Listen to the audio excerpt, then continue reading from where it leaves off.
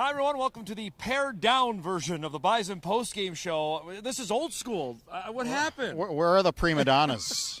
I don't know. You have a boat race, and they take the day off. Everybody gone. North Dakota State takes care of Indiana State 41-17. The Bison improved at 9-1, 6-1 in Missouri Valley play with 1 week to go, and I'll go right there what you just said. This was a rare blowout for the 2016 Bison. It was a feeling in the fourth quarter that we haven't seen from this NDSU team really this year. It's usually reserved for one of those SWAC games, a non-conference game, where by the fourth quarter you see more blue and red chairs. It's emptied out. That was the case today. I think it was a long time in coming and probably a breather of sorts that this team needs as it heads on to the final game. Well, I'll ask you that, though. Is this a good thing or a bad thing? Sometimes maybe do you want challenges later in the season, or is this something that they've built up through the 9 previous games that game number 10 can be a layup? No, absolutely not. I think you need a game like this, especially, again, to rest some players, too. And you really need it to evaluate some backups. It's really the first time, I think, a lot of freshmen, sophomores, some guys who haven't seen a lot of repetitions.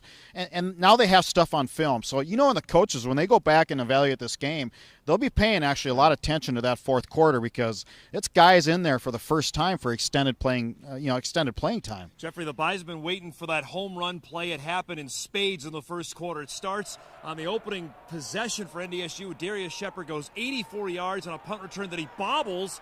It went from disaster to exultation here in about a split second, and then the game was pretty much over after that. You thought maybe that was a play for Eric Perkins because I think he's more the explosive guy. But Darrius Shepherd has been really reserved on punt returns this year, and I think part of it, catches, they told him anything close, anything, if it's debatable, you call the fair catch. He didn't do that this time, and he broke a couple tackles and took it home. And then after that, we saw the running ability of Easton Stick. His debut, his first start last year, 2 rushing touchdowns against Indiana State. He does that again today. That second one was a thing of beauty. There must be something about the Indiana State scheme where Easton Stick really likes with the quarterback run.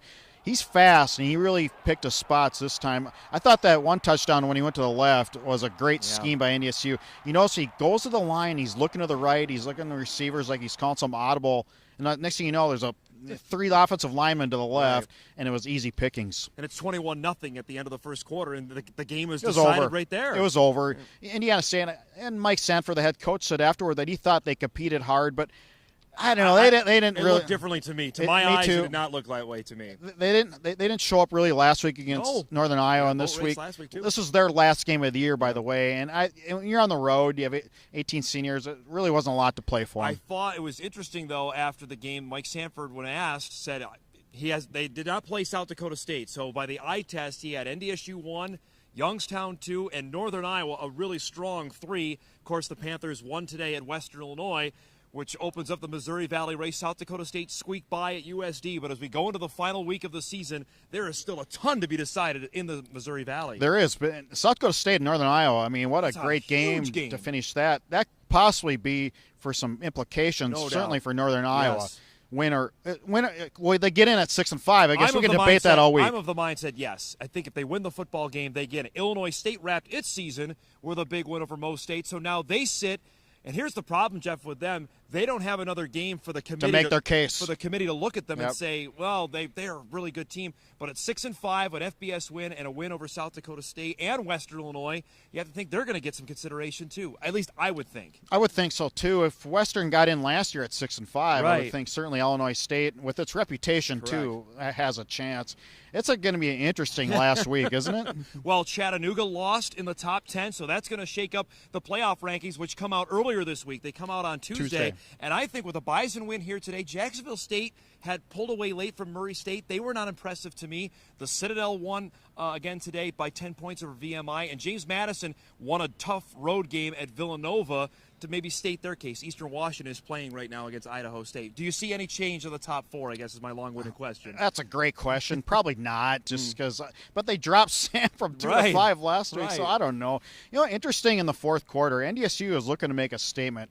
If you really want to make a statement, pile it on, right? But they didn't. No. They scaled it back. They put poor Damaris Purefoy up the middle 7 times, and he'll fill it tomorrow. But did you see NDSU had 10 guys in the box? Yeah, they were definitely protecting the run. They could have run it up if they wanted to. It's not Chris Kleiman's MO, but just going. The potential was there if they wanted to throw 60 at the committee. And now they head to South Dakota for the regular season finale at the Dakota Dome. Of course, everyone remembers that the Coyotes came into this building last year when Carson Wentz broke his wrist and beat NDSU.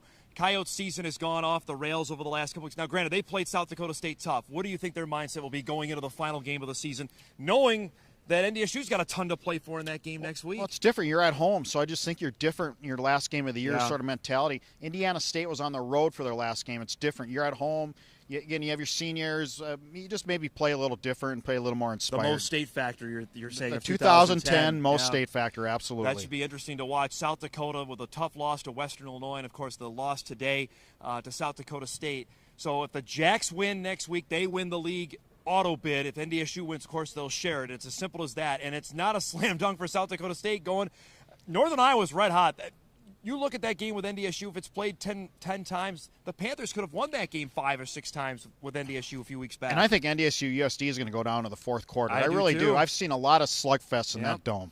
Going to be a fun game next week. The Bison, though, handle Indiana State, go into the final week of the season, 9-1. I don't know if next week's game will be big enough. Maybe we can get our cohorts back here as we went old. But old school's fine. This is everybody knows us, right? Well, this is back to we're talking about 2010 most state. This is what this is.